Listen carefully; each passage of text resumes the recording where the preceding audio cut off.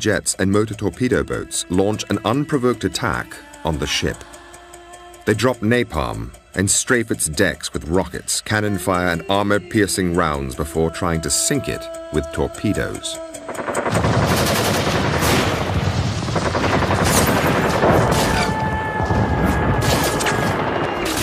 We had no way to defend ourselves, and it was just, we're just slaughtered. And they shot up the life rafts that were put into the water, and they shot the ones that were still on board the ship. Bullet holes, shell holes everywhere, blood. The forecastle, the front part of the ship, was just red with blood.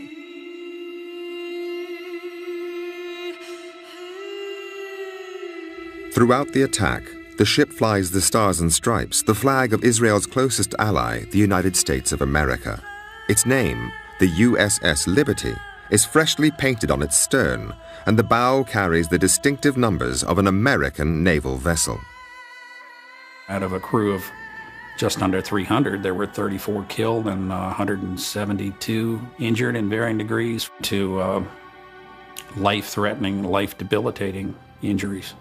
So that was more than 2/3 of the crew.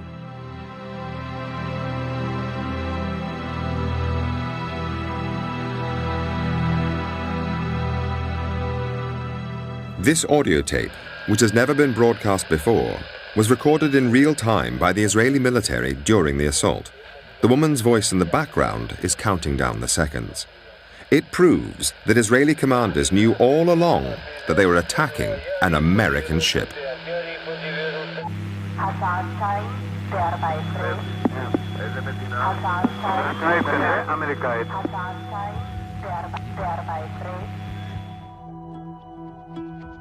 For the first time, this and other evidence allows us to reveal the true story of what happened that day and what came after. When a deadly assault by one ally on another was covered up and an American president was manipulated by the secret agents of a foreign power, events that have shaped U.S.-Israeli relations ever since.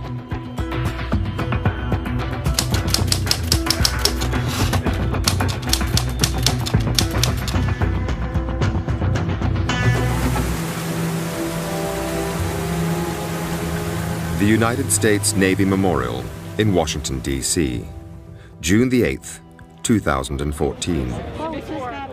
Every year, on the anniversary of the attack on the USS Liberty, survivors, relatives, and supporters gather together. It's a remembrance of those who were killed that day, the 34.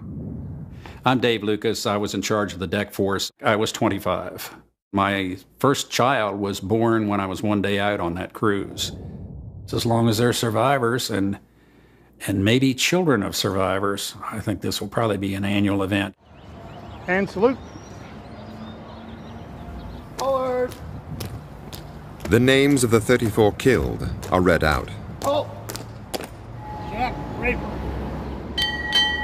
Punctuated by the tolling of a Navy bell. And the playing of taps, the traditional military funeral lament.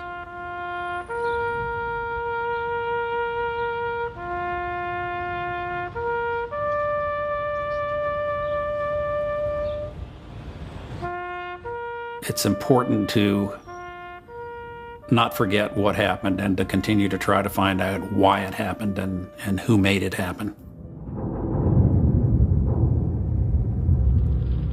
In the summer of 1967, America was in turmoil. An incendiary mixture of racial discrimination and extreme poverty exploded into a summer of rioting in cities across the country. But one issue dominated.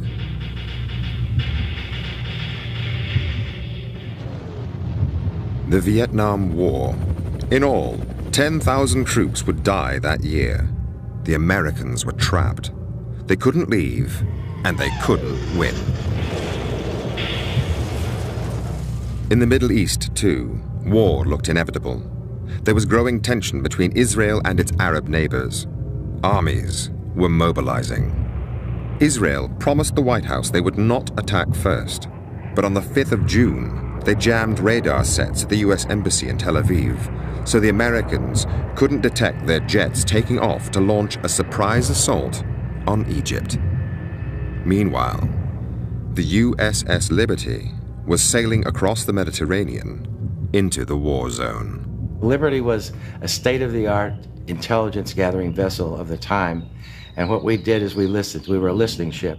My name is Lloyd Painter. I was a research officer. We could receive any signal that was out there, low band, high band, anything, intercepting it, recording it, and we did have on board some translators who could have immediate translation of what was going on. We would actually bounce signals off the moon back to NSA. We're spies. I'm Jim Cavanaugh. I was a communication technician aboard the USS Liberty, and I intercepted Morse code. We're spies. I mean, we're intercepting messages from embassies, military bases, police, anything and everything that we could get to ensure that the United States was comfortable with what was going on in the world and no one's conspiring against us. And basically, it was to protect our interests.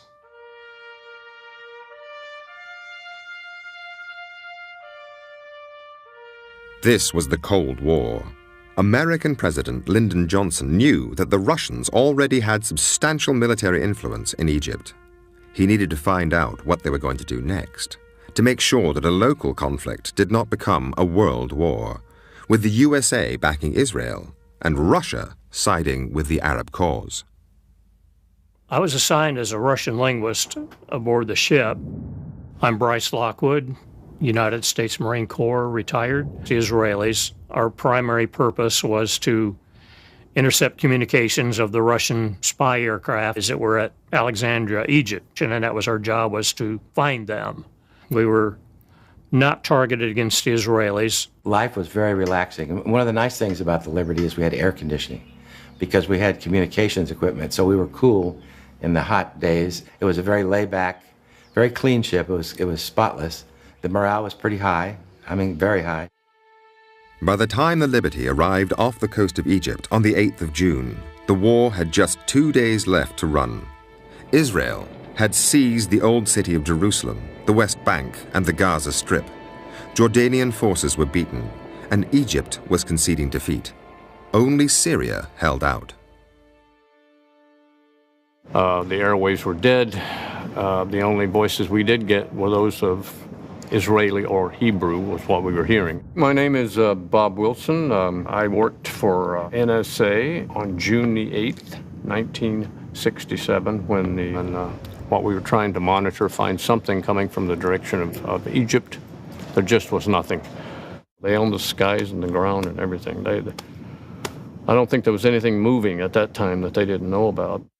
I was listening to the chatter the night before. They knew it was an American ship that came into the area. They knew who we were. 5:15 a.m., first light. The ship's log recorded an Israeli photo reconnaissance plane flying over the Liberty. It was easily identifiable as a NOR Atlas aircraft, and those are photo reconnaissance aircraft. Israeli records obtained by Al Jazeera show that their reconnaissance plane reported the Liberty as an American spy ship, hull number GTR-5. Well, I was on the bridge. I'm John Scott. I was the damage control officer. And it circled the ship kind of in a broad circle and headed back towards Israel.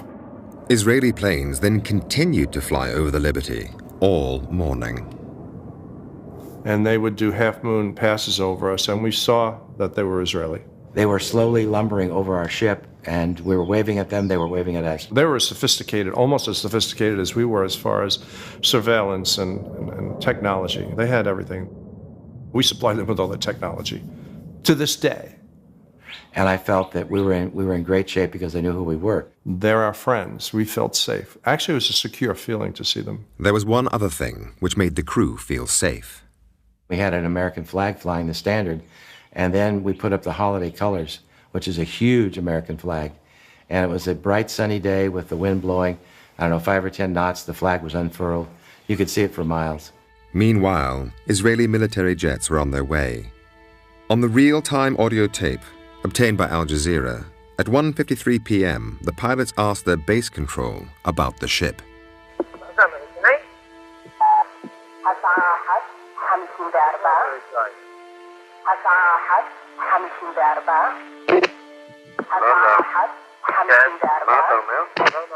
The USS Liberty was the only ship of any size in the area. The American Sixth Fleet, including 2 aircraft carriers, was 500 miles away. Oh, it was a great day. Hello, I'm Jim Smith. I was a damage controlman in engineering. I mean, I'm 20 years old at the time. I come from a small town, used to throw hay bales in the summertime for $1 an hour. Sun was shining, blue sky, clouds, nice, people sunbathing on the deck. We had lunch, and 5 minutes later, maybe, here came the jets, and nobody really knew what was happening until they started firing at us.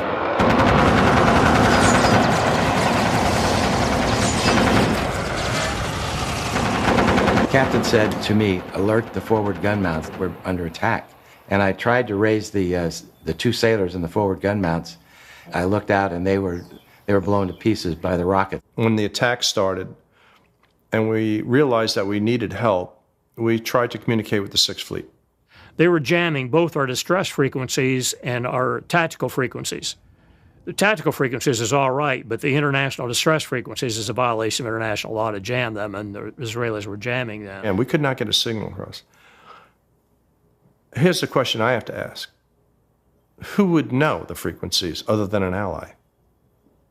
And who was the ally in the war? It wasn't Egypt.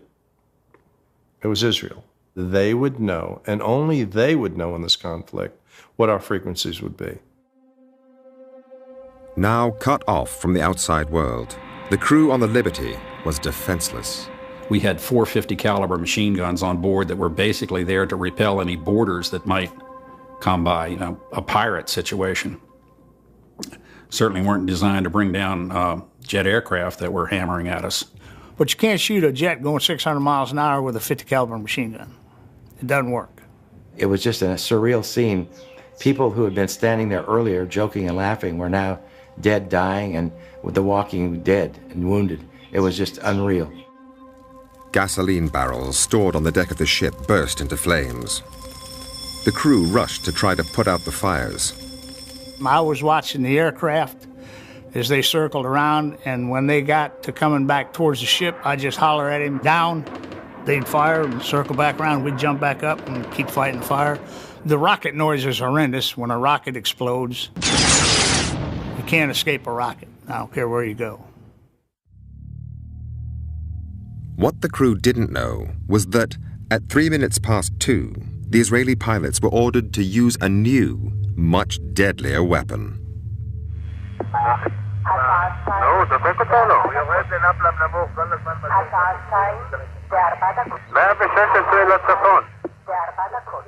The biggest problem, I guess, from that was the napalm, which they dropped from the airplane.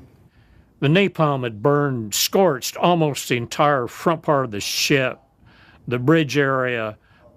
The whole top side of the ship had been set on fire, and it was all charred. It was no longer navy gray. You have to stop the fires, to stop the flooding, to keep that ship afloat. That's your home. You got nowhere else to go. You can't pack up and go down the road, because there is no down the road.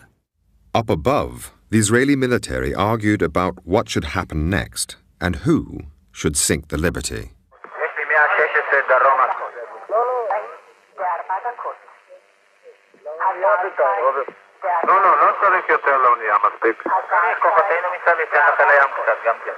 I remember thinking, I was in pretty good shape then. I said, I think I could swim it to the shore. And then I thought sharks. And I thought a lot of things, all quickly, you know.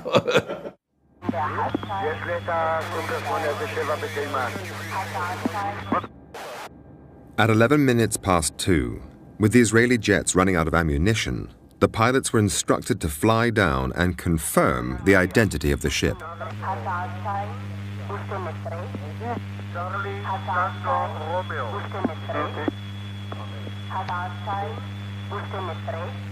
It was now 2:12, and the Israeli control tower knew for certain this was an American ship, the same one its forces had first identified at 5:15 a.m. that morning, and then buzzed again during 7 additional reconnaissance flights throughout the day.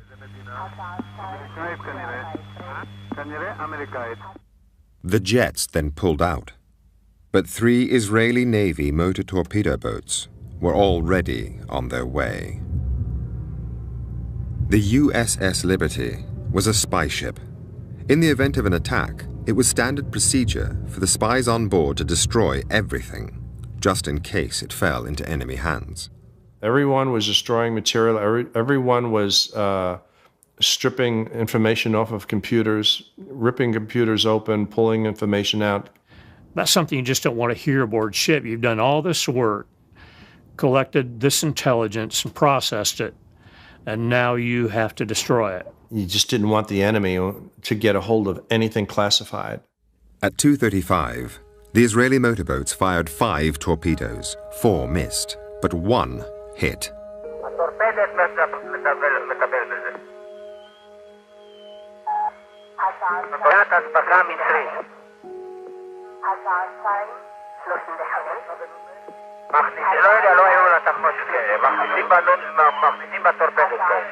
It had been over 9 hours since the Israeli military first identified the Liberty. Israeli planes had flown over it repeatedly, and 20 minutes earlier, their control tower had confirmed it yet again as an American ship. 25 Americans were about to die in a single moment. This is what it looks like when a torpedo hits a ship the size of the Liberty. The torpedo threw us up in the air like a roller coaster. It felt like one coming down. Dead silence, lights all off, smoke and haze everywhere. I went back to the drinking fountain and filled it with blood. Reached down to get a drink, and a black man stared back at me.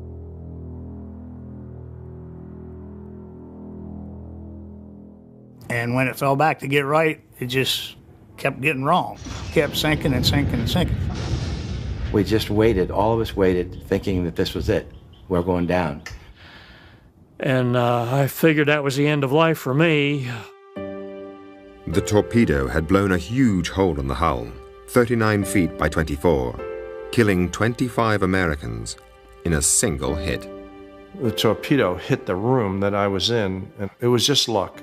This guy died, this one lived, that guy died. It was how much shrapnel was coming in your direction. You know, the old-fashioned typewriters, I had the letter H sticking out of my left foot.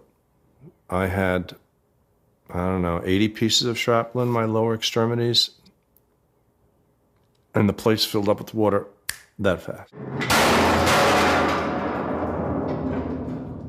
Totally black, totally filled with powder and oil. It was like you were gagging, and you only had about 8 or 10 inches of space where you could catch a breath. The only way I could go in that direction was to drop down and swim underwater 4 or 5 strokes, come back up, and then frantically catch a breath and try to find something else to hold on to. I got pulled through the hatch and onto the deck. Others were not so lucky. My friend Ronnie Campbell had a desk right there. And I remember Ronnie saying, "You fellas can do what you want to," so I'm going to write a letter home. And he stuck a piece of paper in his typewriter, and began typing, "Dear Eileen, you won't believe what's happening to us." And just seconds after that, the torpedo struck and killed both the 2 Marines, killed my friend Ronnie Campbell. And my job was to try to get probably 20 or 30 wounded sailors out to the main deck and to the life rafts. So I went up and looked out myself before I tried to get anyone up, and that's when I observed a motor torpedo boat, Israeli, plainly marked with the Star of David, machine gunning our life rafts. The crew of the Liberty were now trapped on board their own ship with nowhere to run and nowhere to hide. The torpedo boats came in closer and began to machine gun the ship using armor-piercing projectiles. The armor-piercing, the shells that they were using were leaving holes about that big around in the metal plating. Just peeled it out like it was orange peel. At close range, the armor-piercing rounds ripped through the steel hull of the ship. Nowhere was safe. This bullet was retrieved from one of the navigational books at the rear portion of the bridge. It had penetrated the skin of the ship, gone through at least one other book, and then stopped in the second book. This is part of an armor-piercing shell. The outer portion or jacket makes the hole that this then goes through. And a bullet like this that hit Seaman Francis Brown and killed him. He died right on the spot. Just fell to the floor dead. He was just barely 18.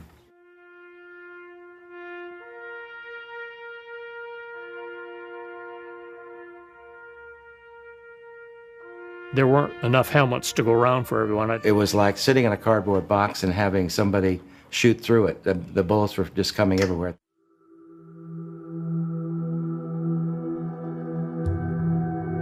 Throughout the attack, the Liberty had been silent to the outside world.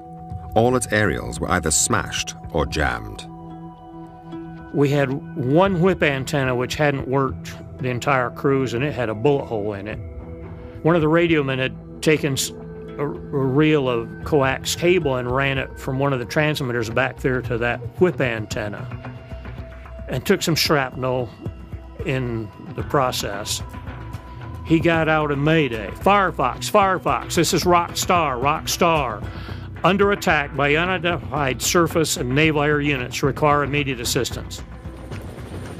The American Sixth Fleet was 500 miles away and picked up the signal. So did the Israeli armed forces. The attack stopped shortly afterwards. The American aircraft carriers were in the middle of a nuclear weapons drill and had to rearm with conventional bombs before they could take off.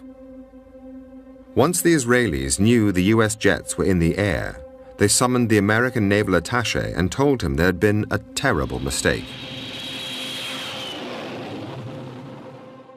The American planes were recalled. As they returned, Israeli helicopters flew out to the Liberty. This one had some personnel from the Israeli government, and the U.S. naval attaché dropped a brown paper sack on the deck in the forepart of the ship. Weighted down with an orange, had a business card in it. It landed right next to the severed leg of one of the deck personnel. And the note said,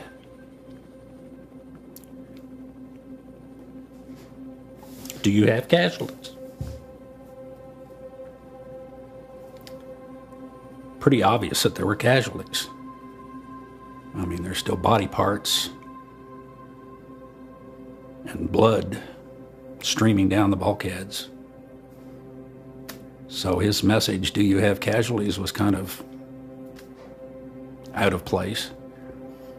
One of the sailors carried that sack back to the captain, and the captain took out the note and read it, looked up at the helicopter, and popped the social finger at him.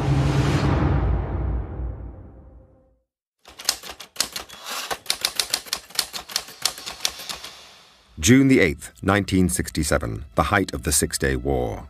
The USS Liberty, an American spy ship, had just been attacked by Israeli jets and torpedo boats while in international waters off Egypt.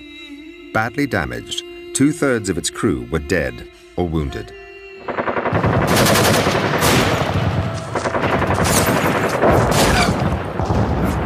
As soon as the news reached Washington, the attack on the Liberty instantly triggered a domestic political crisis. According to documents released under the Freedom of Information Act, one solution suggested in American government circles was to sink the Liberty so journalists could not photograph it and inflame public opinion against the Israelis. The NSA rejected this idea with an impolite comment. Handling the media became the top priority. I was taken to my home in White Oak, Maryland. My name is Patricia Blue Rashakas, and my husband was killed on the Liberty. And by the time I got there, there were any number of people from the National Security Agency there. They were there to make sure that I didn't speak to anyone from the press, and I didn't. They stayed night and day. Back in the Mediterranean, the Liberty was now listing at 10 degrees, a massive hole in the hull above and below the waterline. The planes that they said they were sending to us never arrived. What I was afraid of, and I think most of us, was that we were going to sink. Well, the mess decks was pretty much littered with the wounded. It looks like something out of a horror movie, with people standing around or lying, wounded and dead and stunned, their heads missing, parts of their bodies. The Liberty had only one doctor on board, with very limited medical resources. There was not a table that wasn't being used with a body on it, or a wounded body on it. The doctor fixed compound fractures and treated bullet and shrapnel wounds, while blood transfusions were given arm to arm. It was real bad. And the doctor said to him, "Do you want me to operate?" He says, "You're probably going to die if I do it, and you'll certainly die if I don't." And he said, "Go ahead, doctor." And so when the doctor operated, we held him as tight as we could. It was horrible pain, I'm sure, for him. And all of a sudden, he went limp, and he died right there. I don't want to ever see anything like that again.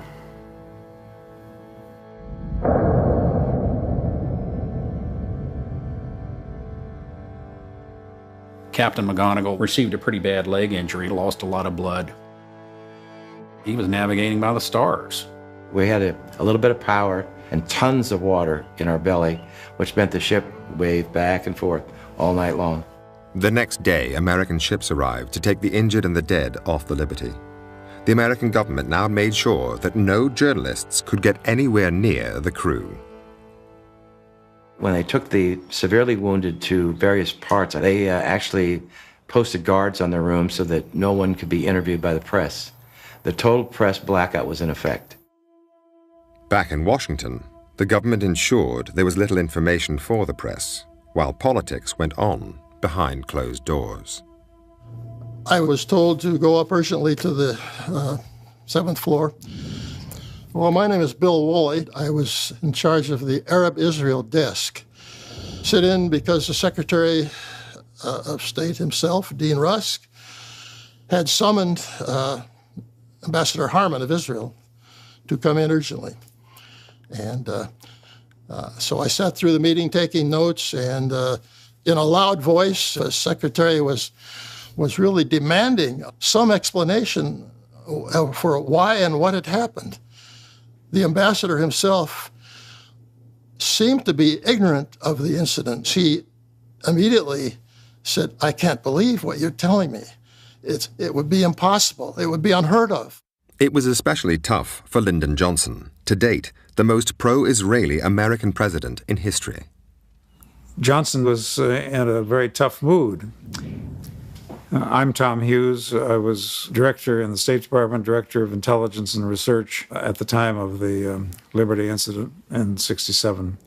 Attack on the Liberty, Johnson himself briefed Newsweek magazine off the record that the Israelis had attacked, and the reason they'd attacked was that they thought this was an intelligence ship that was intercepting perhaps Israeli as well as Egyptian communications.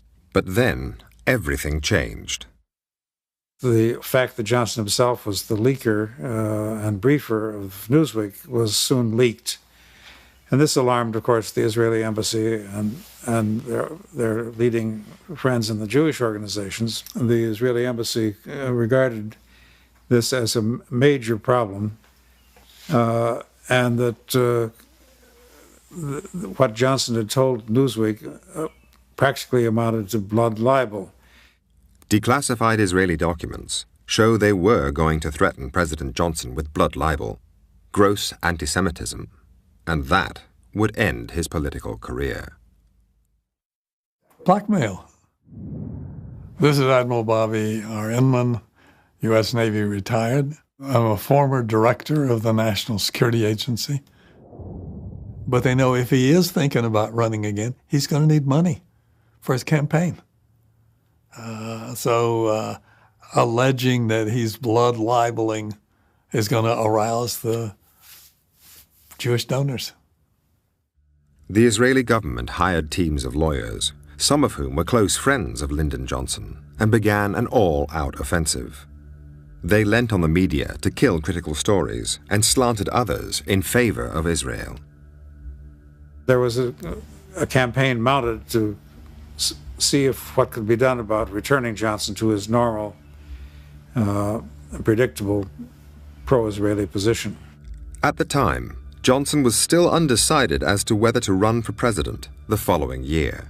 Efforts were to be made to remind the president of the delicacy of his own position, that he personally might lose support for his run for re-election in 1968. Israeli tactics were clever. They identified Johnson's soft spot, the war in Vietnam, and gave him two extraordinary gifts, neither of which were made public at the time. The first was political.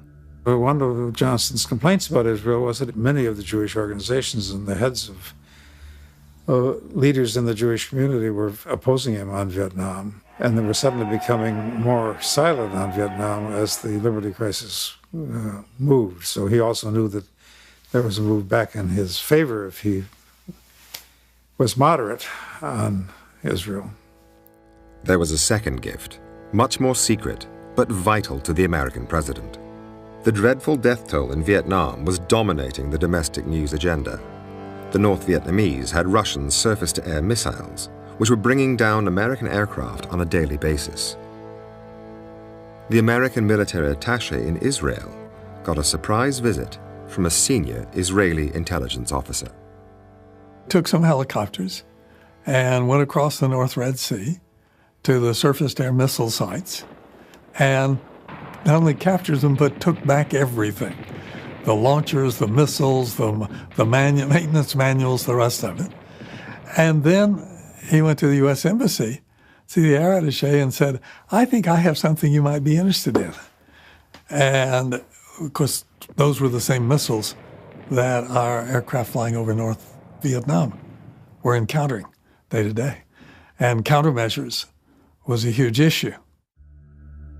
So grateful was the American government, they gave Israel two gifts in return. They resupplied them with the weapons they had just lost in the war, and the Liberty Inquiry run by the Department of Defense, the DoD, was watered down.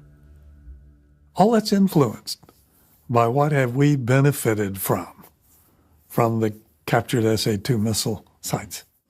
Soon, Johnson did respond and took a much more lenient line and wished that the whole incident could be put behind us as soon as possible. Johnson's softer approach to Israel was immediately reflected in the American Navy inquiry, which was now underway on board the Liberty. We began to realize that a cover-up was descending upon us. A lot of people that were in a key position to offer testimony were not given that opportunity. I testified to the machine gunning of life rafts, to the captain's state of mind, and it was that those two issues in particular were totally omitted. Lloyd Painter was not the only officer to have his testimony ignored. I saw what looked like unburned Vaseline, and I scraped a little bit of it off and put it in the jar and sealed the cap on. And I presented it to the Court of Inquiry, and that's the last I saw of that jar. There was no mention of napalm, and I'm sure that's what it was. They didn't want to hear any of that. I didn't know that at the time. I didn't know it till many months later that none of that had been recorded. Looking back on it, it was a total sham. The U.S. Court of Inquiry reported in just 20 days. It was a rush job, full of spelling mistakes, much key evidence ignored, no Israelis interviewed, and it exonerated them from blame. I read the Court of Inquiry and realized that my statements had been stricken from the record and never recorded. So I knew then for certain that the cover-up was massive. The Israelis then rushed out their own report, which concluded that the whole affair was a series of mistakes and that no one was to blame. The only dissenting voice was that of the Israeli ambassador in Washington. He sent a secret telegram back home arguing that Israel was clearly guilty. He cited the audio tape of the attack, the existence of which was known to top Israeli officials, and mentioned the crucial 20-minute gap that followed the Liberty's identification and the launch of the torpedoes against her. He said they should own up to what they had done and put the guilty on trial. His advice was ignored. The focus now was to repair the damage to American-Israeli relations.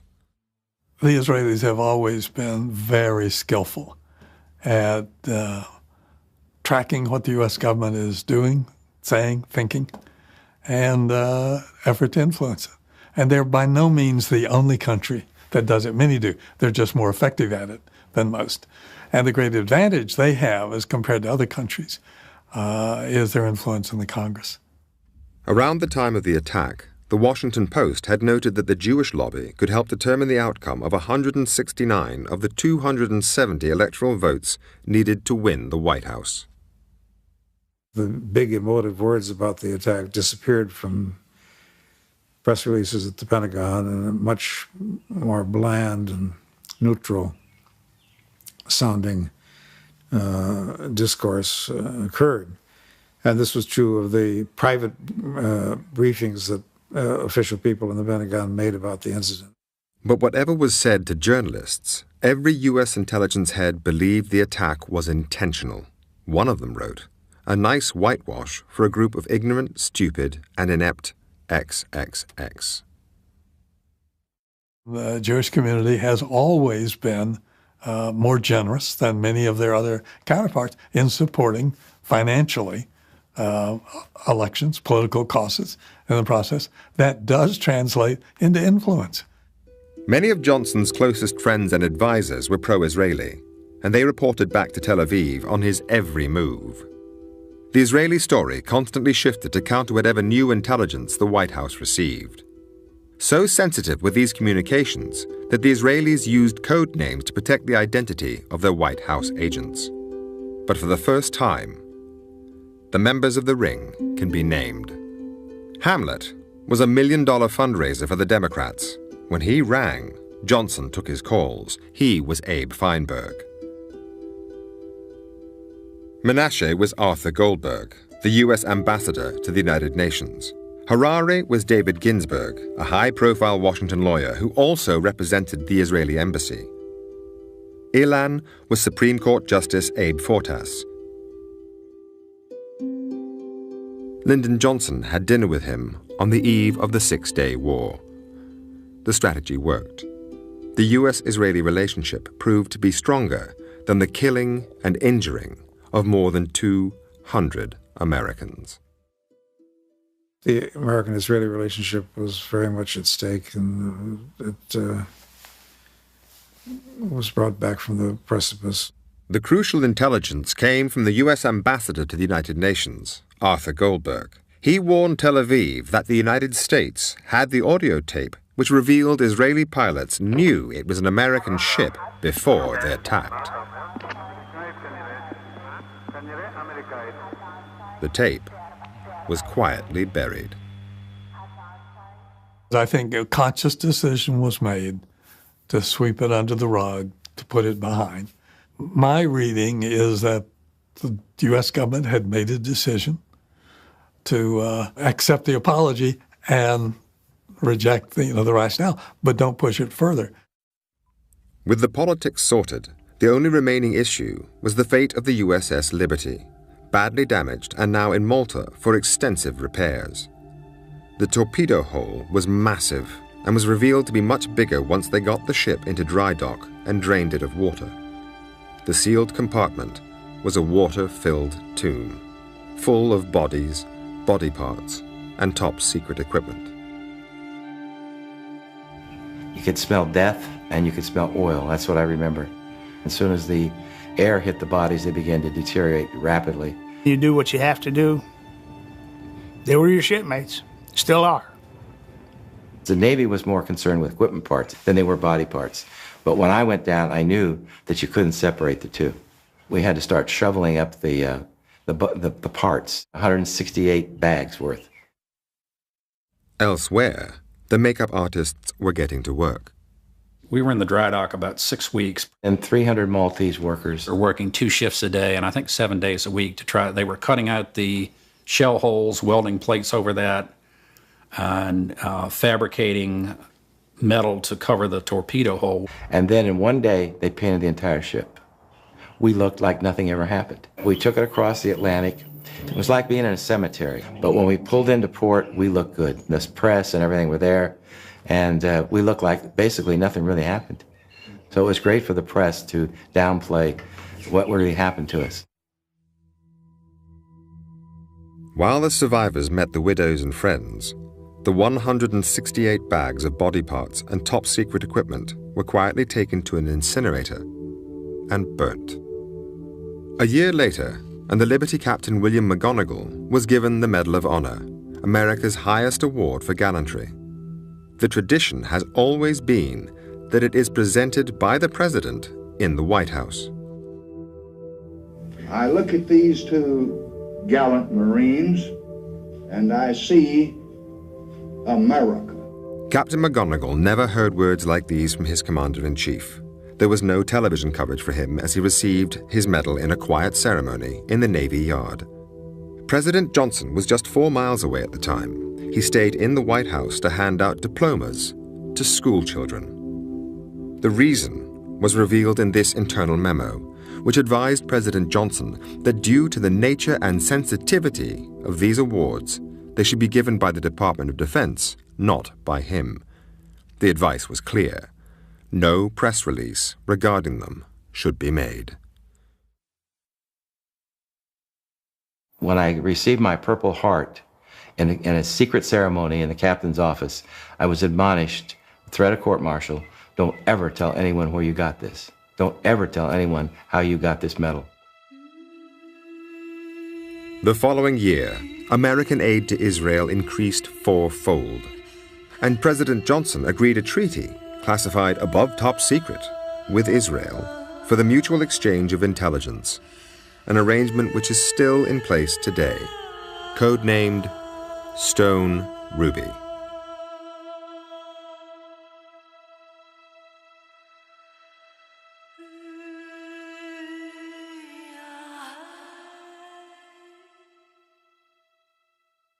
One of the things that bothers me is there wasn't a nice explanation of what went on. No one wants to talk about the why. The big secret the Israelis wanted to protect was their next move. They had told the Americans that this was to be a limited war and not a land grab. But on June 8, 1967, their forces were poised to attack and seize the Golan Heights and invade Syria, something they wished to keep from the White House until they'd done it. Successive American administrations, both Republican and Democrat, have refused to deal with the Liberty. Even the issue of war crimes against unarmed Americans has never been addressed. There was a war crimes report filed by the Liberty Veterans Association to address the issues of such war crimes as firing on life rafts. That was never answered properly. I don't think it was answered, period. The people who were responsible for attacking the Liberty were, by and large, the military individuals in the war room. I don't know how many, 4, 8, 10. Those are the people who came up with the plan. Those are the individuals who were responsible for the attack. The pilots, the motor torpedo boat personnel, they were ordered. You don't follow orders, go to jail. So they have to follow through. It wasn't the Israeli people who ordered that attack. It wasn't the average Jewish person who ordered that attack.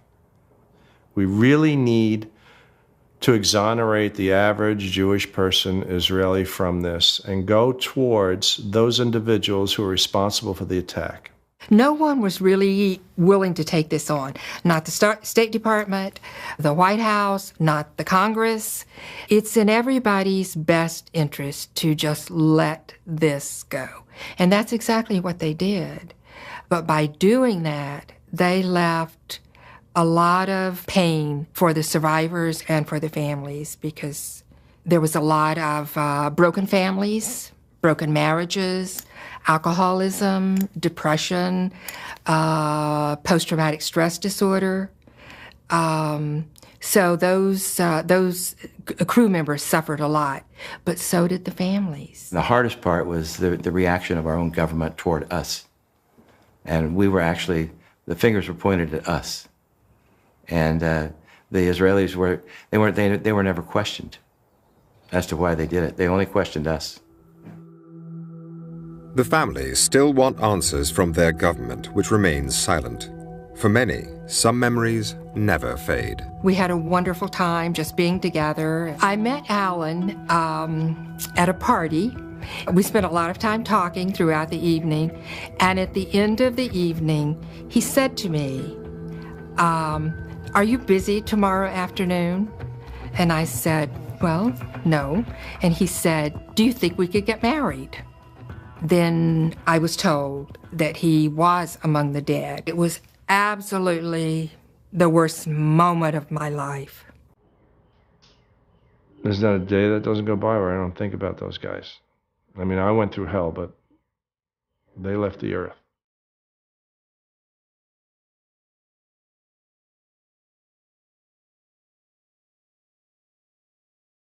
When I'm walking up to the mass grave, I still feel a connection with those people.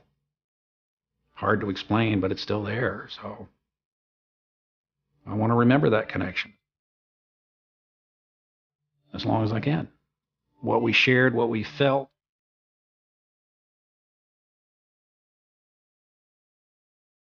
It took 13 years of haggling before both sides finally agreed a compensation deal for the ship. By 1980, the bill plus interest was just over $17 million.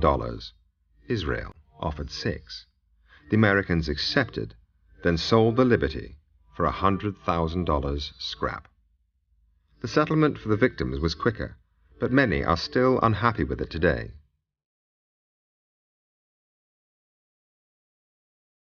Not feel it was a fair settlement. I would have bought it. But I was so sad and broken. I just didn't have the energy to take on that fight. And it wasn't a fight that I thought I could win. The State Department were very eager for the survivors to make that settlement. They sent a check for the amount, and that was that. The American government came up with a formula for the Israelis to compensate the widows and children for their loss. This included a payment for shock and mental anguish. The widows got $25,000, with $10,000 for each of their children over 5. An American government lawyer doubted that children under 5 could sufficiently comprehend the event to suffer shock and grief. The U.S. proposed they should therefore receive nothing, an offer the Israelis accepted. Since the attack on the Liberty, the USA and Israel have grown ever closer. At the time, George Ball, the U.S. Undersecretary of State, noted that it seemed clear to the Israelis that, as American leaders did not have the courage to punish them for the blatant murder of American citizens, they would let them get away with anything.